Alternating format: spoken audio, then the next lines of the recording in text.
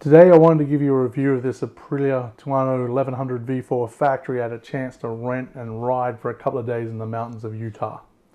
And boy, did it not disappoint. Let's start with the positives. First, look at this. This is a work of art.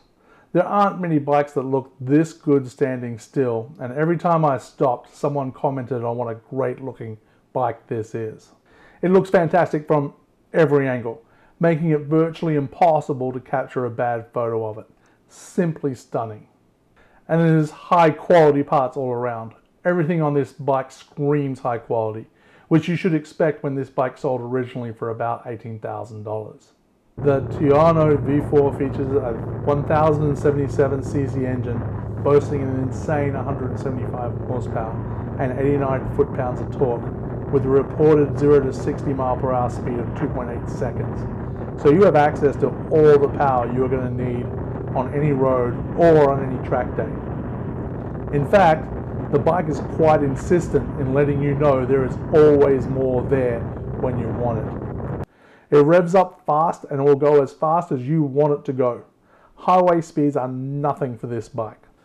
Ergonomically, the most surprising aspect was the comfort provided by the riding position and the seat, because when you look at the bike, it looks aggressive with high pegs and a long reach. I was really impressed with the shape and positioning of the fuel tank, really making it natural to grip the tank with your legs. I spent over 20 hours riding over the 2 days, and I never got uncomfortable at any time, and I felt great when getting off the bike. Last but not least, whether equipped with a factory exhaust or not, the sound produced by this bike is insanely good.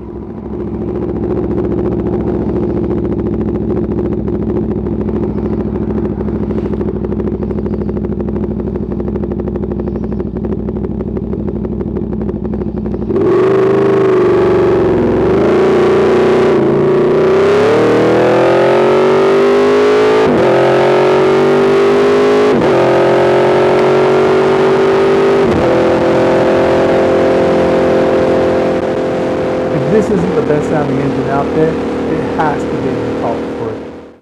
That said, there are a few negatives. Firstly, although technically categorized as a naked bike, it becomes evident that this bike wants to be on a track.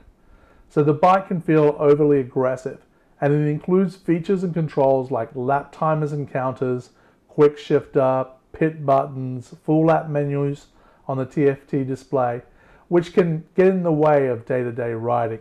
Speaking of the display, which is really bright, it is also really annoying.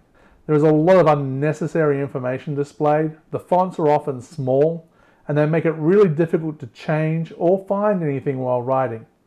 Also, why can't we have a gas gauge? I mean, how hard can it be? The display can show fuel economy but not your fuel level. And yes, there's a low fuel light and a trip counter, so you can do the math, but why? With all this tech and thousands of pieces of information, just tell me how much fuel I have left. In the end, I loved riding this bike, and if you ever get a chance to ride one, I highly recommend it. And I'll put a link to this bike in the description if you're ever in Utah. I would absolutely rent this bike again in a heartbeat. However, this Aprilia doesn't feel like something I would ever own myself. It feels like it's trying to be too much of everything. And if you don't take it to the track, you're just wasting a lot of what this bike is capable of.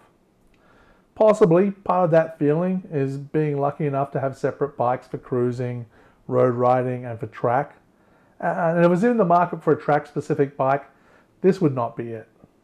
However, if you can only have one bike and are looking for an option that can excel both on the road and the track, this bike would be a strong contender.